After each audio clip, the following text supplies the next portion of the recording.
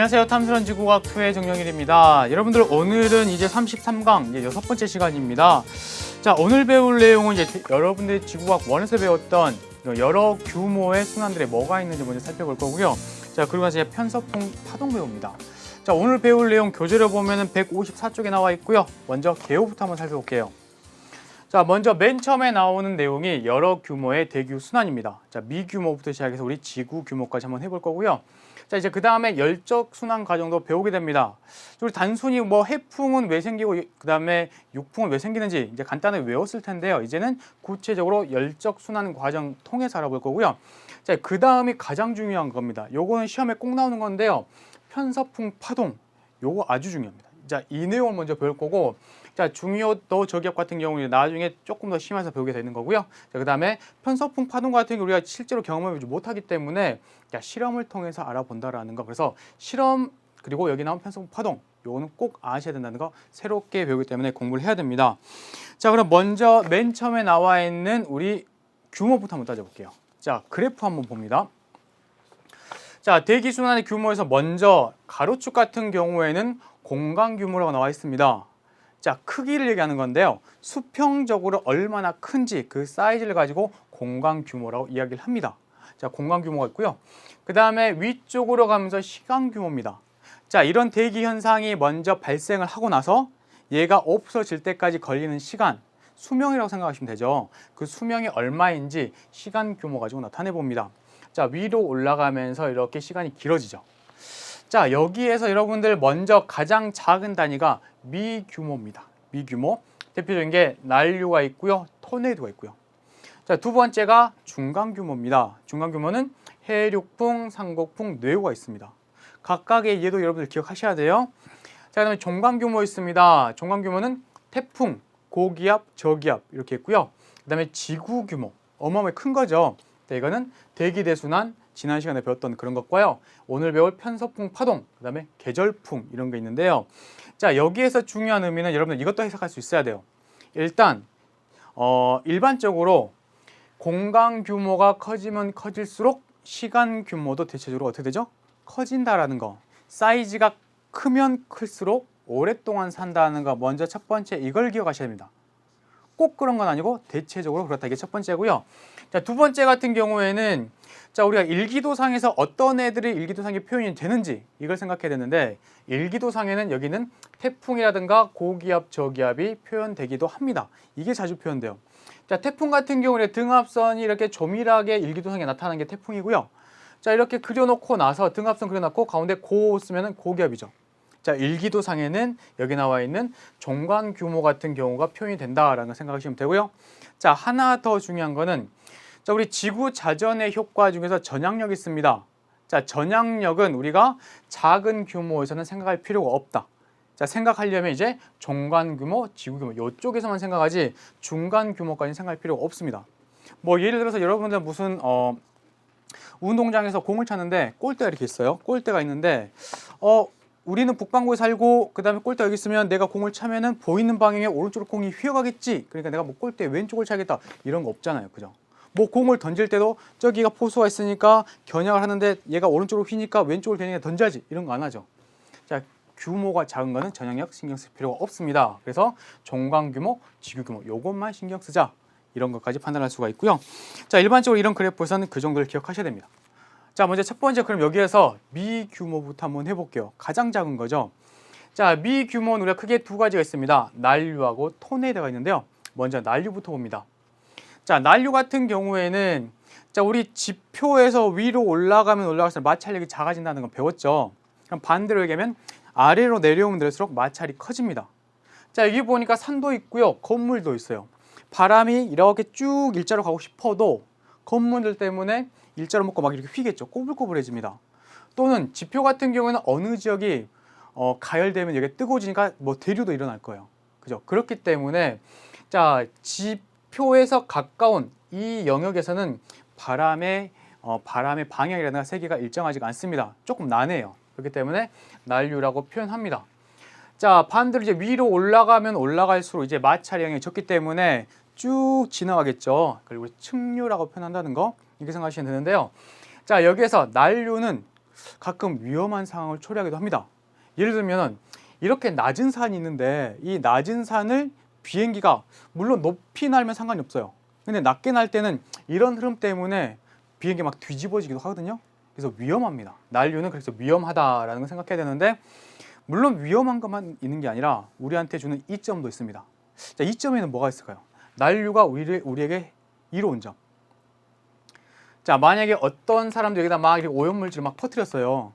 근데 충류만 있다 그러면 지표만 따라서 막 이렇게 이동해 가겠죠. 그런데 난류가 있기 때문에 이렇게 들려 올려질 수가 있습니다.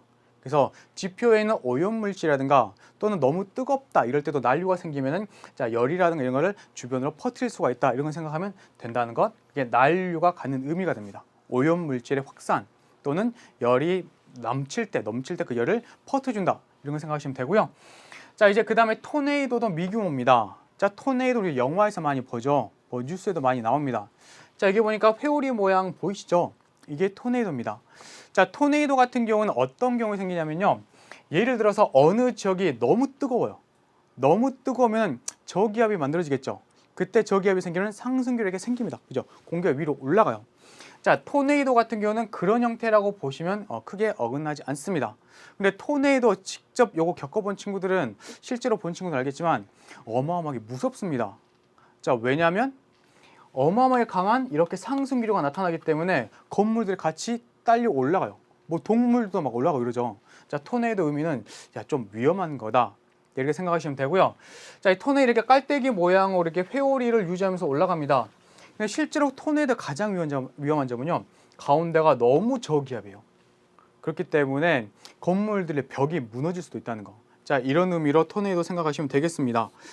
자, 이제 우리 미규모보다 조금 이제 큰 거 가볼게요. 자, 미규모보다 큰 거는 우리가 크게 세 가지가 있는데요. 먼저 우리 해륙풍부터 설명합니다. 그런데 해륙풍을 이해하려면은 맨 처음 해야 될 게 우리 열적 순환 과정부터 한번 해야 되는데요. 선생님 간단한 예를 한번 들어볼게요. 자, 지표가 이렇게 있습니다. 지표가 있고요. 자, 온도가 똑같으면은 자, 공기 기둥이 있을 때 이렇게 공기 기둥이 똑같은 높이만큼의 공기 기둥이 이렇게 있을 거예요. 자, 선생님이 가정하건대 여기 공기의 밀도가 일정하다고 한번 표현해 볼게요. 물론 아래쪽에 밀도가 크죠. 근데 밀도가 일정하다고 가정하고 공기가 1000개 들어있다고 한번 해볼게요. 그러면 1000개의 공기가 누르니까 여기 지표에서는 1000에 해당하는 압력이 나타납니다. 여기도 공기가 1000개 있다 그러면 1000에 해당하는 압력이 나타납니다. 기압이 똑같죠. 자, 그리고 밀도가 같다고 가정했으니까 여기가 대략 500에 해당하는 압력, 500에 해당하는 압력을 한번 표현해 볼게요. 자, 딱 절반 잘라서 한 250개 있다 치면 250에 해당하는 압력, 여기도 250에 해당하는 압력입니다. 자, 이 정도는 대충 750에 해당하는 압력, 이쪽도 750에 해당하는 압력입니다. 그렇겠죠? 기압이 만들어집니다. 그래서 선생님이 등압선을 그리면요. 여기는 1000, 여기는 750, 여기는 500, 그리고 여기가 250, 여기가 0 이렇게 그릴 것 같아요. 자, 등압선이 이렇게 지표하고 나란하죠. 평행합니다. 자, 그런데 어느 순간 이쪽이 가열됐다고 한번 해볼까요? 이쪽 지역만 가열됩니다. 자, 가열되면 어떻게 될까요? 공기들이 팽창하겠죠. 그럼 팽창하게 되면은 공기가 이렇게 위쪽까지 올라가는 거예요. 공기 기둥이 이렇게 팽창합니다. 자, 그러면 이제부터는 500이 어디죠? 500이 여기 선이 500이 됩니다. 그죠? 자, 이 선이 250이 됩니다. 딱 절반 정도. 자, 요 절반 정도가 이제 750이 됩니다. 자, 그러면 이때부터는 등압선을 그리면 자, 평행한 게 아니라 이렇게 등압선이 그려지겠죠. 등압선의 그림이 달라집니다. 그죠? 0은 등압선이 이렇게 될 거고요. 자, 아래쪽에 등압선, 그 다음에 500 등압선, 250 등압선, 그 다음에 0 등압선. 간격도 위쪽이 점점 넓어지네요. 자, 그러다 보니 가열된 지방의 위쪽 상공에서는 똑같은 높이를 비교해 보면 여기는 250에 가까운데 여기는 거의 0이죠. 자, 이쪽에 고기압이 만들어집니다. 가열된 지역의 높은 곳에는 고기압. 자, 그렇지 않고 만약에 여기가 냉각됐다 그러면 냉각된 지역의 여기 상공에서는 저기압이 만들어집니다. 자, 선을 봤을 때 250보다 크죠? 여기는 250보다 작습니다. 그럼 이제 공기가 어떻게 되죠? 고에서 저로 가겠죠. 공기가 이렇게 이동해 갑니다. 자, 예를 들어서 여기 있는 공기 중에서 50개가 이동했다고 하면 이쪽에 플러스 50의 공기가 생기겠죠. 그러면 여기 1000개가 아니라 몇 개가 되죠? 1050개가 됩니다. 그러면 지표의 기압이 1050으로 이렇게 변하겠죠. 자, 여기는 어떻게 되죠? 50개가 도망갔으니까 50이 줄어서 여기 있는 기압은 950으로 줄어듭니다. 자, 그러다 보니 자, 이쪽의 기압이 높아져요. 자, 가열된 곳에 상공에는 고기압이 만들어지지만 대신에 가열된 곳에 지상에는 저기압이 만들어집니다. 자, 냉각된 곳에 상공에는 저기압이지만 냉각된 지역에 여기 지상에는 뭐가 만들어지죠? 고기압이 만들어진다라고 보시면 되는 거예요. 자, 기억할 건 이것만 기억하시면 돼요. 자, 가열됐다 라고 하면 일단은 아래쪽에 저기압, 위쪽에 고기압. 냉각됐다 그러면 아래쪽에 고기압, 위쪽에 저기압. 이거 기억하시고요. 또는 그래프 우리가 등압선을 주면 이것도 기억하시면 됩니다. 예를 들어서 등압선이 일자가 아니라 이렇게 평행한 게 아니라 이렇게 나와 있다라고 하면 또는 반대로 나와 있다 하면 이렇게 생각하시면 돼요. 이 두 지역 중에서 당연히 위로 올라가면서 기압이 작아지기 때문에 등압선이 있으면 이 선보다 얘가 작네? 작은 뭐죠? 작은 저기압이죠. 등압선보다 여기 기압이 크네? 아래선이 크죠? 그럼 여기는 고기압입니다. 저 위쪽 상공에서는 자, 이 등압선을 기준으로 등압선보다 아래 있으면 똑같은 높이라고 해도 여기는 고기압이죠. 여기는 저기압입니다. 이렇게 먼저 읽을 수가 있어야 돼요. 아니면은요, 간격이 넓어졌네? 넓어졌네? 아, 여기 가열됐구나. 이렇게 생각하시면 되고요. 간격이 좁아졌네? 그럼 여기는 냉각됐구나 판단하시면 되고, 가열된 지역의 지표에는 저기압, 상공에는 고기압 이렇게 판단하시면 된다는 거. 자, 이게 기본입니다. 이게 열적순환이고요. 그래서 결국에 바람은 고에서 저로 이렇게 풀어가고 고에서 저로 풀어가고 그리고 이렇게 상승기류, 하강기류가 나타난다라고 보시면 되는 거예요. 자, 이걸 선생님이 우리 해륙풍 가지고 설명 한번 해볼게요. 해륙풍은 여러분들이 중학교 때부터 배웠던 건데요. 중학교 때는 이렇게 배웠어요. 자, 이렇게 바다가 있고 그 다음에 이렇게 육지가 있으면 자, 태양이 이렇게 짠하고 떴습니다. 낮이죠. 자, 낮에는 어디가 뜨거워지죠? 물론 둘 다 뜨거워지죠. 근데 어디가 더 많이 뜨거워지죠? 육지가 더 많이 뜨거워집니다. 자, 여기는 비열이 뭐라 그러죠? 육지는 비열이 작다라 그래요. 자, 비열은 뭐냐면 똑같은 온도를 올리는데 열이 조금만 있어도 온도가 올라간다는 거. 그래서 비열이 작다는 의미는 열이 조금만 있어도 온도가 많이 올라가 이렇게 보시면 돼요. 자, 태양이 뜨는 순간 육지는 비를 했기 때문에 온도가 많이 올라갑니다. 여기는 그렇게 많이 안 올라가요. 자, 그럼 여기가 뭐가 되죠? 여기 뜨거워졌으니까 저기압됩니다. 저기압은 상승기류. 상승기류인데 여기 더 이상 못 올라가면 양쪽으로 갈라진다 그랬죠. 갈라집니다. 반대로 여기는 차갑습니다. 여기에 비해서는 차갑죠. 그럼 여기는 고기압입니다. 고기압이 하강기류. 이렇게 고에서 저로 바람이 불겠네라고 표현했죠. 낮에 바다에서 이렇게 육지로 바람이 분다. 이거 우리 해풍이라고 그럽니다. 이런 내용이었어요. 그죠? 밤 같은 경우는 반대입니다. 자, 밤 같은 경우는 선생님 그림 또 그리면 밤에는 육지고 바다라고 하면 이때는 반대로 밤에는 이쪽에 우리 저기압, 이쪽에 고기압이 됩니다. 왜냐하면 육지는 더 많이 빨리 차가워지잖아요. 그래서 여기 고기압 생기면서 하강기류가 나타나고 반대로 이렇게 저기압이라고 보면 고에서 저 바람이 붑니다. 자, 그래서 지표에서 봤을 때 육지에서 바람이 부니까 이거 육풍이다 라고 이렇게 표현 한번 했었을 것 같아요. 자, 이거는 우리가 중학교 때 배웠던 내용이고요. 자, 여기에다가 우리는 이걸 줍니다. 등압선을 줘요. 자, 등압선을 그릴 때 어떻게 그리면 될까요? 자, 이렇게 가운데 선을 하나 주고 나서 자, 등압선, 얘보다 큰 등압선, 얘보다 작은 등압선 그릴 때 뜨겁죠? 그럼 어떻게 그린다? 팽창했다 이렇게 표현하면 돼요. 여기는 반대로 이렇게 그리면 됩니다. 간격이 넓다라고 생각하시면 되죠. 넓어졌네? 아, 뜨겁다, 넓어졌네라고 보시면 되는 거고요.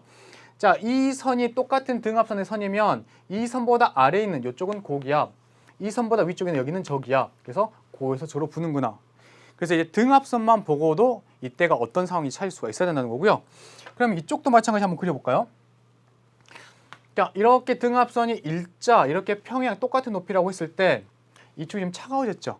그럼 어떻게 그리면 되죠? 차갑기 때문에 여기를 좁게 그리면 됩니다. 차갑 쪽 이렇게 좁게 그리면 돼요. 이렇게 만들어지네요. 자, 이 등압선보다 아래에 있으면은 이 등압선이 선보다 크죠. 여기 고기압. 등압선보다 위에 있으면 여기는 저기압.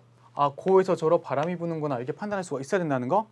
자, 그래서 열적 순환 가지고 우리 여기는 해일육풍을 분석할 수가 있어야 됩니다. 자, 우리 중간 규모에는요 해일육풍 말고도 다른 것들도 있습니다. 우리 산곡풍도 있는데요. 산곡풍도 한번 그려볼게요. 산곡풍 같은 경우는 이제 산이 이렇게 있으면 자, 일반적으로 기압은 이렇게 되겠죠. 일반적으로 아무런 조건이 없으면 기압이 위로 올라가면서 이게 작아질 겁니다. 이렇게 작아질 거예요. 자, 그런데 해가 짠하고 뜹니다. 그럼 낮이겠죠. 낮이면은 여러분들 요 위쪽 능선이 빨리 가야 돼요.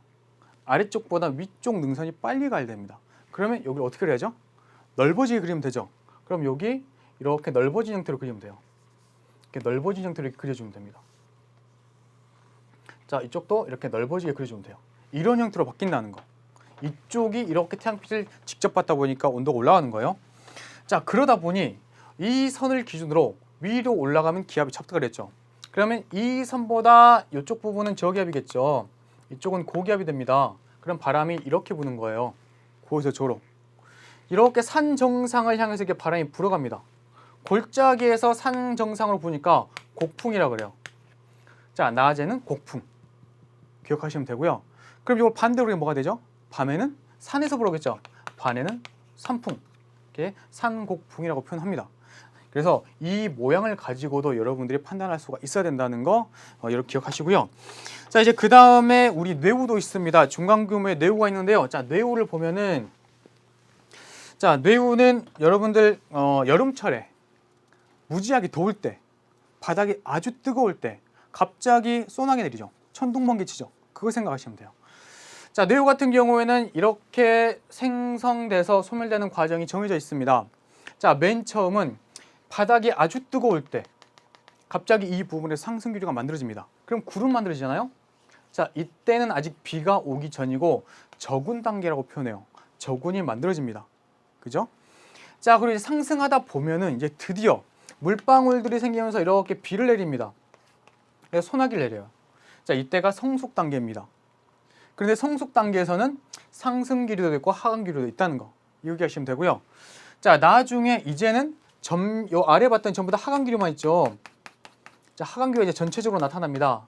그러면서 이제는 소멸하겠죠. 하강 기류 생기면 맑아지는 거 알죠? 소멸합니다. 소멸 단계라고 보시면 돼요.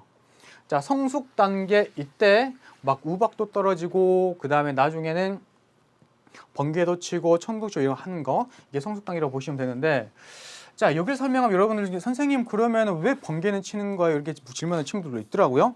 사실은 우리가 초등학교 때 가장 많이 했던 질문이죠. 그리고 그때 분명 설명을 들었을 거예요. 하지만 기억이 안 나시죠? 그래서 다시 설명합니다. 이렇게 지표가 있고요. 이렇게 두꺼운 구름이 있습니다. 이 두꺼운 구름 정란운이라고 표현하죠. 자, 정란운에서는 천둥번개가 왜 치게 되는지 자, 일단 번개는 빛이잖아요. 빡 번쩍 뛰는 거. 천둥은 소리죠. 자, 먼저 번개가 어떻게 해서 만들어지는지 한번 설명 한번 해볼게요.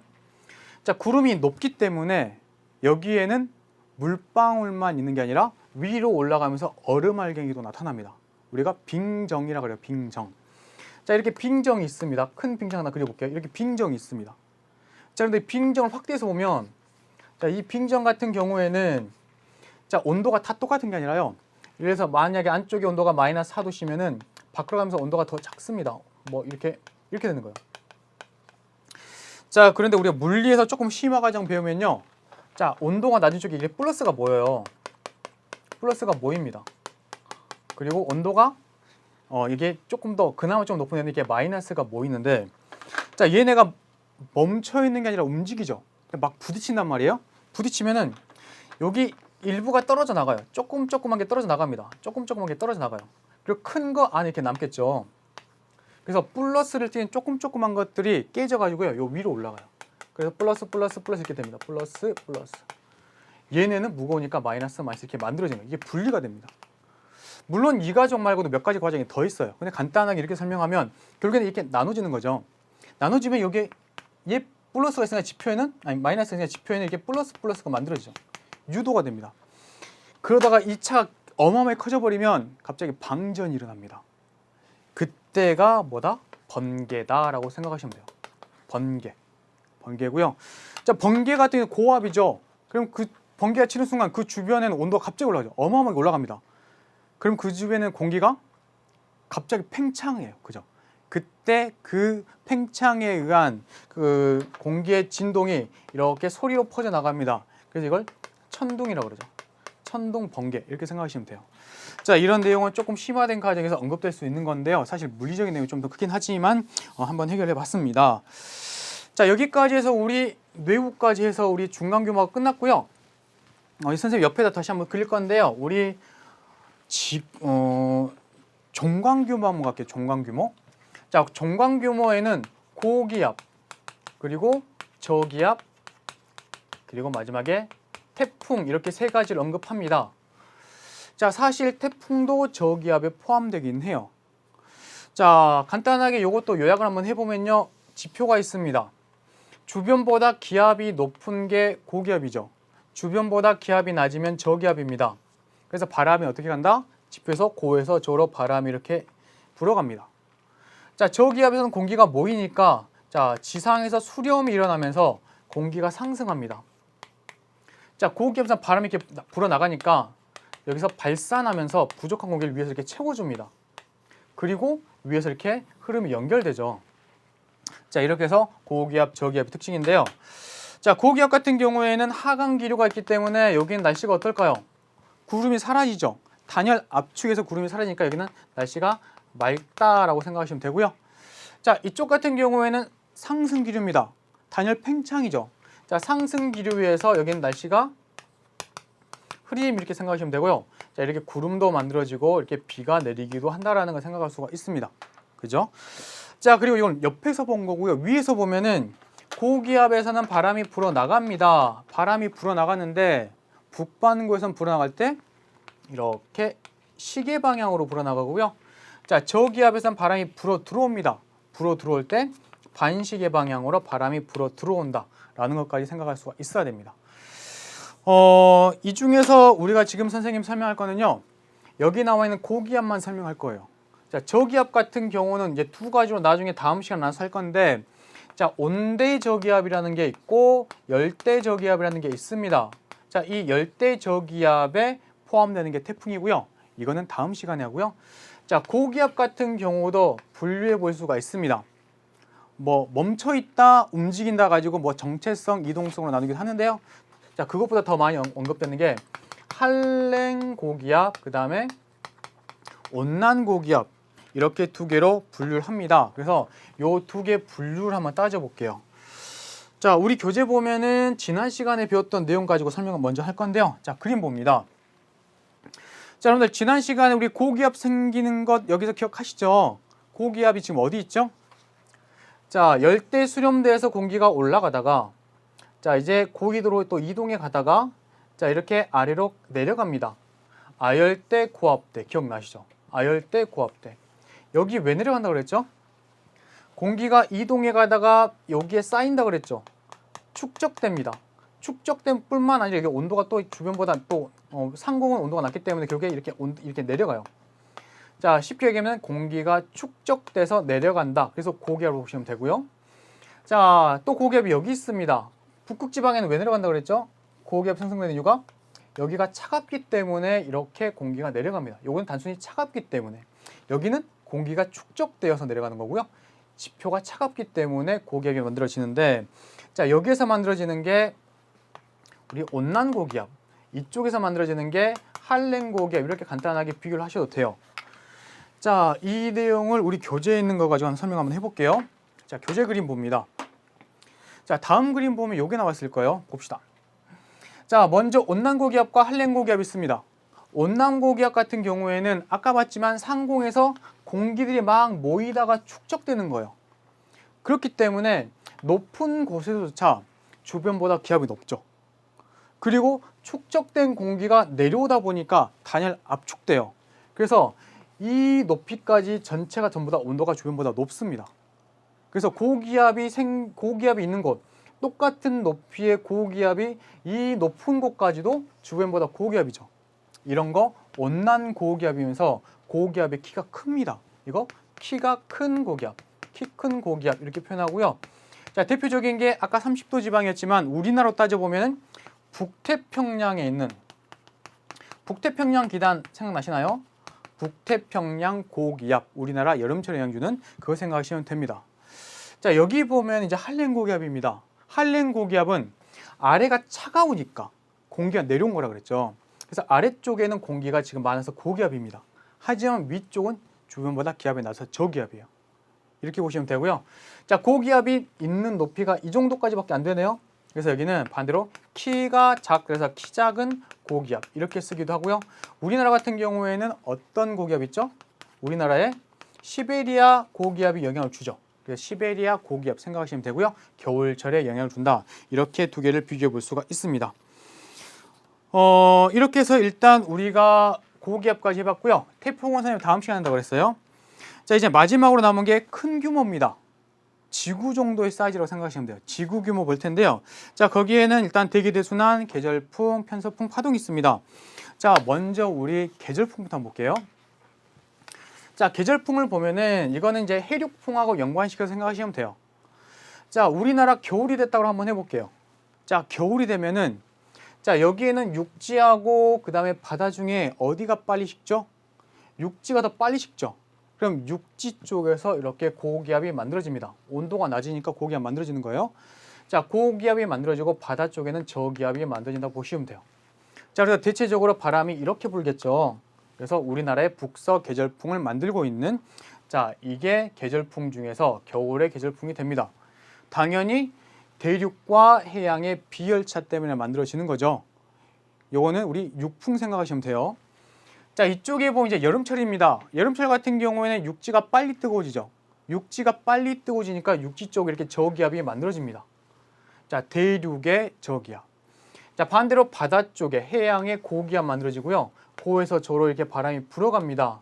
그래서 남동 계절풍 만들어지죠. 자, 우리나라 여름철 생각하시면 되고요. 자, 요거는 해풍과 유사한 개념이다 설명할 수가 있습니다. 마찬가지 얘도 비열차 때문에 만들어지는 거고요. 다만 차이가 있다면 사이즈, 그 다음에 시간적인 수명 이것만 차이가 있다는 걸 생각할 수가 있습니다. 자, 이제 마지막 남은 내용이 편서풍 파동입니다. 자, 편서풍 파동은요. 다음 그림 한번 볼게요. 자, 아까 봤던 그림 중에서 편서풍 파동은 이런 개념이에요. 자, 지난 시간 선생님이 올라가서 내려오는 흐름, 직접순환. 자, 그 다음에 여기 마찬가지 이렇게 순환, 직접순환 설명을 했었죠. 극순환, 해류순환 설명했는데요. 자, 이 위쪽 부분은 사실 사람들이 잘 몰랐어요. 자, 왜 생기는 건지 잘 몰랐는데, 자, 과학자들이 상공에다가 이렇게 풍선을 띄워봅니다. 우리 라디오 존대라고 하는데요. 자, 여기에다 풍선 같은 걸 막 띄워봐요. 띄워보고 났더니 얘네가 움직이라는 거예요. 막 움직여요. 자, 그 움직이는 경로를 표현해 본 게 다음 그림입니다. 자, 간단하게 우리 사실은 남반구 쪽에서 실험을 했었고 그 다음에 거기에서 구성을 했는데 간단하게 흐름만 보면 이런 거예요. 자, 그 상공에 갔더니 자, 얘네가 이렇게 빙글빙글 돌고 있어요. 돌고 있네? 이게 뭐지? 이렇게 해서 궁금하기 시작합니다. 자, 서쪽에서 동쪽으로 부는 이런 바람이 상공에 있더라.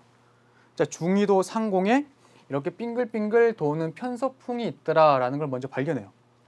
자, 그리고 나서 이 편서풍이 자, 동그란 원형이 아니라 자, 이렇게 파동 형태로 남북을 이렇게 굽이쳐 오릅니다. 아, 그래서 얘를 우리가 편서풍인데 파동의 모양이구나. 그래서 편서풍 파동 이름 붙여요. 중위도 상공에 편서풍이 이렇게 굽이쳐서 불다 이게 편서풍 파동입니다. 자, 이런 내용이 되는데요. 이 편서풍 파동 여러분들 이해하려면 지난 시간에 했던 우리 직윤풍도 조금 이해를 하고 있어야 돼요. 자, 간단하게 그 내용 정리 한번 해볼게요. 자, 이쪽에다 한번 그려봅니다. 우리 적도 지방, 예를 들어서 저위도 지방과 그 다음에 고위도 지방이 있었다고 했을 때, 자, 상공에 있는 그 모습을 한번 생각해 볼게요. 자, 저위도 지방의 상공에는 고기압인가요, 저기압인가요? 여기 고기압이죠. 뜨거운 지방의 상공은 고기압이라고 했어요. 자, 고위도 지방은 저기압입니다. 그리고 상공 같은 경우 이렇게 일자로 등압선이 나타날 수 있다고 그랬죠. 자, 이때 여기에 있는 공기는 자, 먼저 기압 경도록 받습니다. 고에서 저로. 하지만 반대쪽으로 뭐도 있다고 그랬죠? 전향력을 받습니다. 이때 두 개가 같다 그러면은 자, 고기압을 오른쪽에 두고 이렇게 북반구에서 바람 분다 그랬죠. 이게 뭐라고요? 얘가 직윤풍입니다. 자, 이게 편서풍의 기본 모양으로 보시면 되고요. 자, 이제 얘가 이렇게 일자로 가는 게 아니라 이렇게 파동 모양으로 불어간다. 이게 편서풍 파동이에요. 그죠? 자, 이런 편서풍 파동 같은 게 여러분들 이해가 어렵기 때문에 자, 우리 실험으로 많이 언급이 됩니다. 자, 실험 한번 보면서 설명할게요. 자, 여기 보면은 일단 실험 도구가 자, 이렇게 안쪽에 얼음을 채웠고요. 그 다음에 일반 물, 평상시의 온도의 물이라고 생각하시면 되는데 거기다가 알루미늄 가루를 이렇게 띄었습니다. 그리고 바깥쪽에다가는 온도가 높은 물을 집어넣고요. 자, 나중에 얘를 돌릴 거예요. 자, 그러면서 관찰하는데 자, 여기 실험의 의미는 편서풍 파동을 알기 위한 실험이잖아요. 자, 여기에서 의미는 각각의 상징하는 게 뭔지도 찾아봐야 되는데 자, 일단 선생님 이걸 위에서 보면 이런 거겠죠. 안쪽에 얼음이 있고 그 다음에 일반 물이 있고 바깥쪽에 고온의 물이 있습니다. 고온의 물.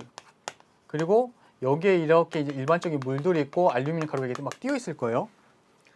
자, 지구의 입장에서 각각 뭘 의미하는지 먼저 옆에다 한번 적어보죠. 자, 먼저 얼음 얘 뭘까요?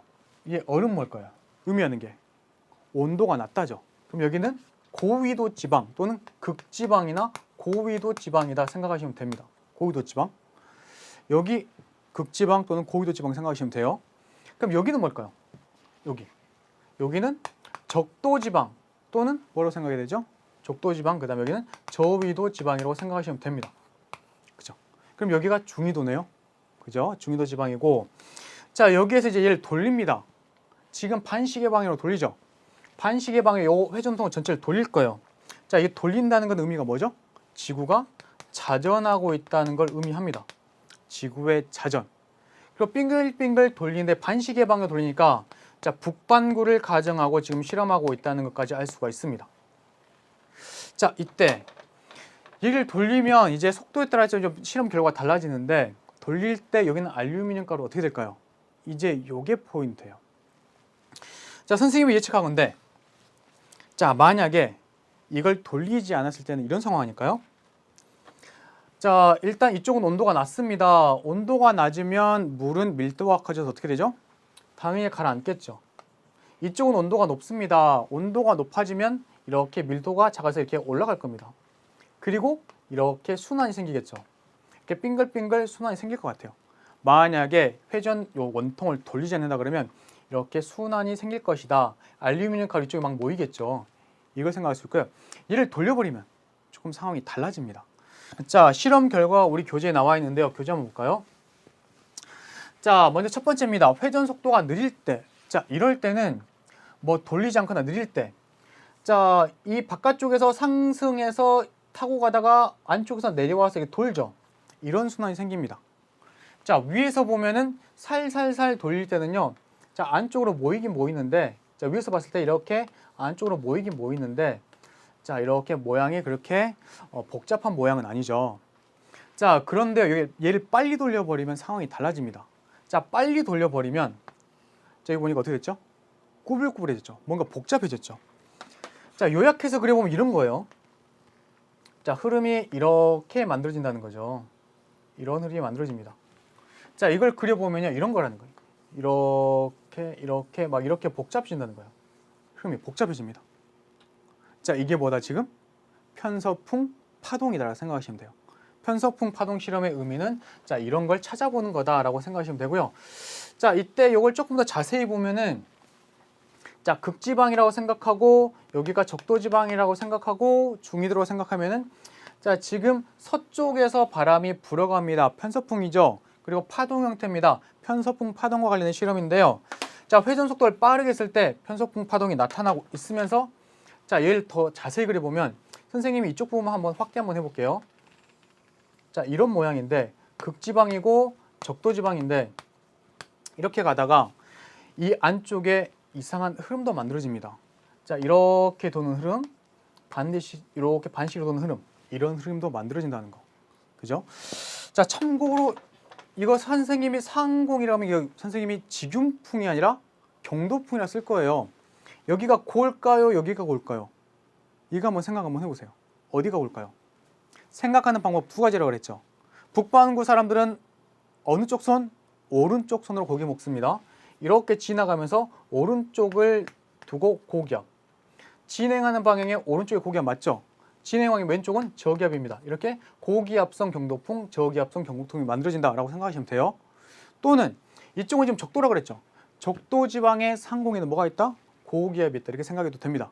자, 이런 의미가 되는 실험이고요. 자, 여러분들 여기서 기억해야 될 거는 편서풍 파동이 지금 실험상에서 왜 나타나는지. 일단은 안쪽을 차갑게 하고 바깥쪽을 뜨겁게 했어요.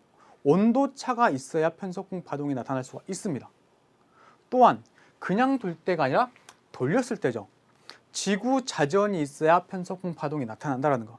그래서 편서풍 파동의 생성 원리는 일단 남북 간의 온도 차이가 있을 때, 그리고 지구 자전이 있을 때 이렇게 편서풍 파동이 복잡하게 나타난다는 거. 자, 이걸 생각하셔야 됩니다. 자, 그래서 다음 그림 한번 볼게요. 자, 아까 봤던 그림에서 편서풍 파동은 그런 의미가 되는데, 발생 원리는 그렇게 되는데요. 자, 얘네가 지구에게 갖는 의미는 뭘까요? 자, 위쪽에서 보면은 극지방에 찬 공기가 있고 아래쪽에 따뜻한 공기가 있습니다. 온도차가 생겼죠. 그런데 이 온도차가 너무 심해지면, 지구가 자전하고 있는 상태에서 온도차가 심해지면 이쪽은 계속 차가우면 안 되잖아요. 그렇기 때문에 이렇게 파동 형태로 좀 복잡해집니다. 꾸불꾸불해지죠. 온도차가 심하기 때문에 이렇게 복잡해지는 거예요. 복잡해지다 보면 이쪽 부분이 떨어져 나갈 수가 있죠. 자, 찬 공기가 떨어져 나와서 이렇게 아래쪽 따뜻한 쪽으로 옵니다. 그러면서 열이 교환되는 거다. 이렇게 생각하시면 되는 거고요. 자, 편서풍 파동은 그런 의미를 가지고 있다는 걸 알 수가 있습니다. 자, 이제 교재 보면은 155쪽에 보면은 그림이 하나 나와 있는데요. 155쪽에는 그림 선생님이 이렇게 한번 그려볼게요. 자, 아주 중요한 내용입니다. 이건 여러분들 꼭 이해하셔야 돼요. 자, 한번 그려볼게요. 자, 먼저 이쪽이 저위도 지방입니다. 이쪽이 고위도 지방입니다. 고위도 지방, 고기압이 아니고요. 고위도 지방입니다. 자, 이때 편서풍 파동이 만들어진다고 그랬죠. 자, 편서풍 파동이 이렇게 만들어집니다. 자, 편서풍 파동이 이렇게 만들어서 아마 등압선도 이렇게 만들어질 텐데요. 자, 등압선이 만들어졌을 때, 자, 적도 지방에는 뭐가 있다고요? 상공에 고기압 있죠. 여기 고기압 있습니다. 여기는 뭐가 있을까요? 저기압 있습니다. 자, 이때 우리가 이름을 붙일 때, 이 지역은 요 지역에 비해서 기압이 낮죠. 똑같은 위도에서 기압이 낮죠. 그럼 여기는 기압 골이라 그래요. 자, 이 지역은 이쪽은 저기압인데 저기압보다 기압이 높겠죠. 여기는 기압 마루라 그래요.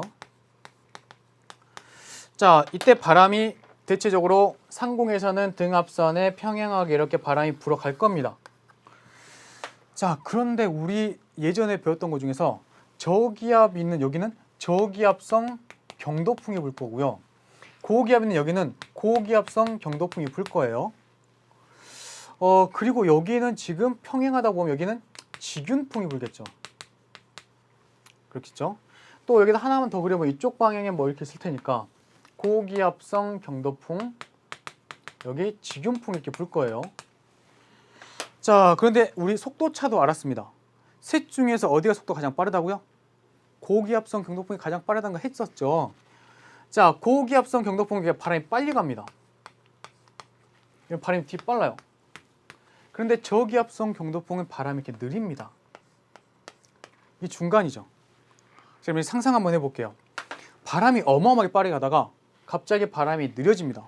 그럼 여기는 공기가 어떻게 될까요? 공기가 점점점 쌓여가겠죠. 공기가 축적됩니다. 그럼 여기는 수렴, 공기가 모인다라고 생각하시면 되고요. 자, 여기 있는 기압골의 서쪽입니다. 공기가 수렴하고요. 자, 이쪽은 어떻게 될까요? 천천히 가던 애가 갑자기 빨라집니다. 그럼 여기는 공기가 부족하겠죠. 여기 발산이라고 그래요. 공기가 발산합니다. 지금 상공에서는 편서풍 파동 때문에 기압골의 서쪽에서는 수렴, 기압골의 동쪽에서는 발산이 일어나요. 공기가 막 모이네요. 공기가 모이면 얘는 위로 올라갈 수도 있지만 아래로 내려가기도 합니다. 그죠? 주로 많이 내려가니까 지상으로 공기가 내려갑니다. 그럼 지상에서는 이 공기로 지상에서 봤을 때 이거 하강길이죠. 그럼 여기 고기압, 저기압 중에 뭐가 만들어질까요? 고기압이 형성됩니다. 그죠? 자, 여기 공기가 막 발산돼요. 공기가 부족하죠. 그럼 매꾸로 올라옵니다. 지상에서 이렇게 상승 기류가 만들어집니다. 여기 그럼 저기압이 만들어지는 거예요. 그래서 편성풍 파동의 실제 의미는 여러분들 요거 꼭 기억하셔야 되는데요. 기압골이 있으면 기압골의 서쪽에서는 수렴, 그래서 요 아래 지상에서는 고기압 만들어지고요. 기압골의 동쪽에서는 발산, 그렇기 때문에 지상에서는 저기압이 만들어서 날씨가 흐리다. 요거까지 연관을 시킬 수가 있어야 됩니다. 자, 이 내용을 여러분들 우리 교재에는 그림 가지고 한번 해볼게요. 자, 여기 보면 편성풍 파동과 지상의 기압 배치가 나와 있습니다. 지금 이거 요약할 텐데 여러분들 이거 꼭 기억하셔야 되는 거, 이거 아주 시험에 많이 나오고요. 수능에도 꼭 빠지지 않고 나옵니다. 이건 꼭 기억하셔야 돼요. 자, 이거 일단은 북반구입니다. 자, 북반구 같은 경우에 이쪽 아래쪽 저위도 지방의 상공에 이렇게 고기압이 있고요. 그다음 이쪽에 저기압이 있습니다. 그래서 고기압성 경도풍, 저기압이니까 저기압성 경도풍 이렇게 보시는 거예요. 자, 여기 기압골이고 여기는 기압마루입니다. 여기도 기압마루입니다. 자, 기압골의 서쪽에서는 수렴, 그러면서 하강기류 고기압. 기압골의 동쪽에서 기압마루 가기 전 그 사이죠. 동쪽에서는 상공에서 발산, 그래서 여기는 상승기류가 메꿔준다. 그래서 결국에 여기 기압골의 동쪽 지상에는 저기압이 있어서 날씨가 흐리다라는 거 연관시킬 수가 있어야 됩니다. 실제로 여기 있는 것을 우리가 교재에 있는 그림 가지고 찾아볼 수 있어야 되는데요. 자, 그 내용은 다음 시간 하도록 하고요. 자, 이제 좀 쉬었다가 문제 풀어보도록 하겠습니다. 잠시 문제 풀어볼게요.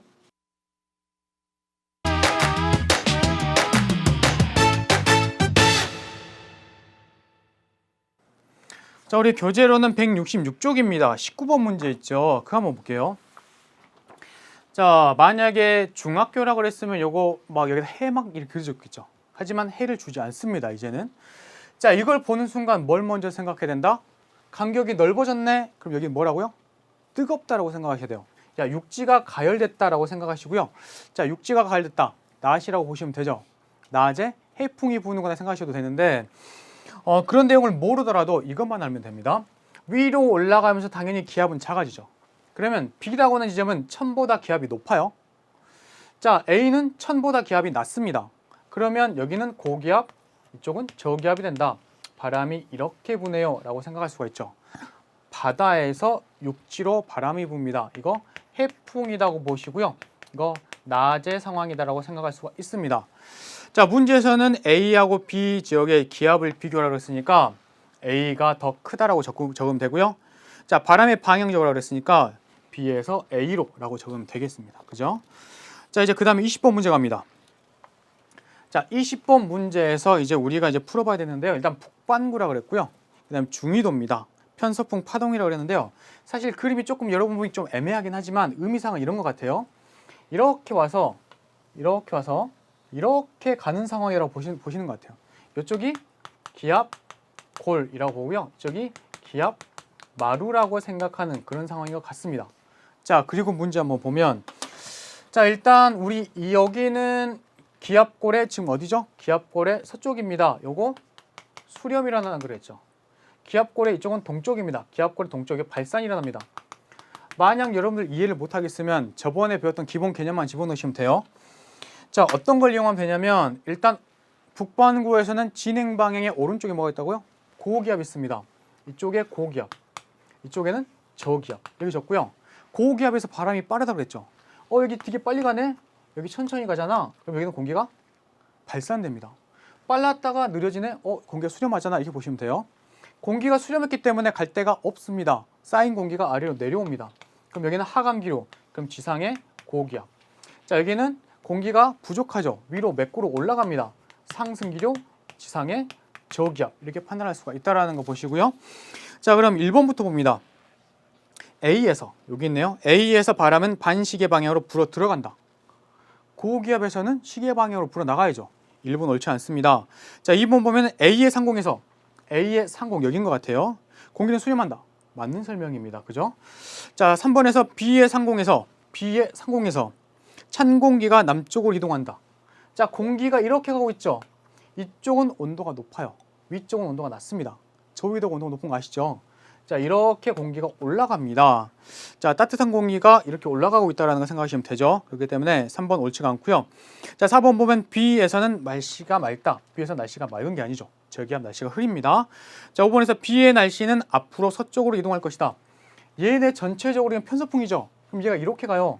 이렇게 가면은 날씨가 어떻게 하는 거죠? 이쪽이 서쪽이고 이쪽이 동쪽이니까 동쪽으로 점점 가겠죠.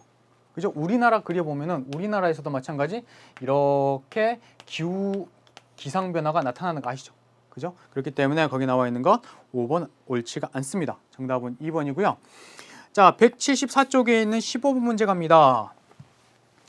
자, 먼저 여기 보니까 왼쪽에서는 온도를 줬고요. 오른쪽은 풍속을 줬습니다. 자, 이때 일단 여기 보니까 빨간색은 이제 온도가 높다라는 얘기고 위로 올라서 온도가 낮아진다는 얘기죠. 파란색 온도가 낮아지고요. 자, 이쪽에서는 풍속을 줬는데 붉은색이 온도가 높고 그 다음에 요 반대쪽에 아주 파란색은 마이너스입니다. 마이너스는 바람이 반대로 간다고 보시면 돼요. 자, 문제 조건에서도 플러스는 서풍이라고 그랬고 이쪽 반대쪽은 동풍입니다 라고 보시면 될 텐데 동풍입니다 라고 보면 되는데요. 자, 요거 뭘까요? 우리 지상에서 저위도 무역풍이죠. 그죠? 요거 지상에서 고위도 극동풍이죠. 이거 생각하시면 돼요. 자, 일단 문제 한번 읽어봅니다. 기억 볼게요. 기억에서 지표면 부근에서는 저위도가 고위도보다 온도가 높다. 지표면 부근에서는 저위도가 고위도보다 온도가 높다. 당연하죠. 그죠? 자, 그래프에서 찾아볼 수도 있고요. 자, 니은 보면은 중위도 상공의 바람은 대부분 서풍이다. 대부분 서풍입니다. 아까 본 편서풍 생각하시면 돼요. 자, 그 다음에 디귿 보면은 상층의 온도 차이가 큰 곳에서 풍속이 느리게 나타난다. 결국에 편서풍 같은 경우에는 온도차 때문에 나타나는 거죠. 일단 그렇게 생각하면 되죠. 자, 이쪽에 온도차가 높은 부분에서 큰 부분에서 속도가 빠릅니다. 나중에 제트류에서 다시 설명할 건데요. 자, 그렇기 때문에 거기 나온 디귿 옳지 않아서 정답은 기억 니은이 됩니다. 이제 그 다음에 우리 17번 문제 볼게요. 자, 17번 문제를 보면 자, 우리가 배웠던 지구 규모에서 계절풍입니다. 자, 이쪽에 저기압이 있다. 뜨겁다라고 보시면 되죠. 이거 여름입니다. 그리고 우리나라 입장에서 남동 계절풍 불고 있고요. 여기 고기압이 있다. 차갑다라고 보시면 되죠. 이거 겨울입니다. 우리나라 입장에서는 북서 계절풍 불고 있습니다. 자, 먼저 기억 보면은 1월과 7월 중에서 기억 가는 7월의 기압 분포다. 맞죠? 기억은 맞았고요. 니은 가에서 우리나라에서는 북서 계절풍이 분다.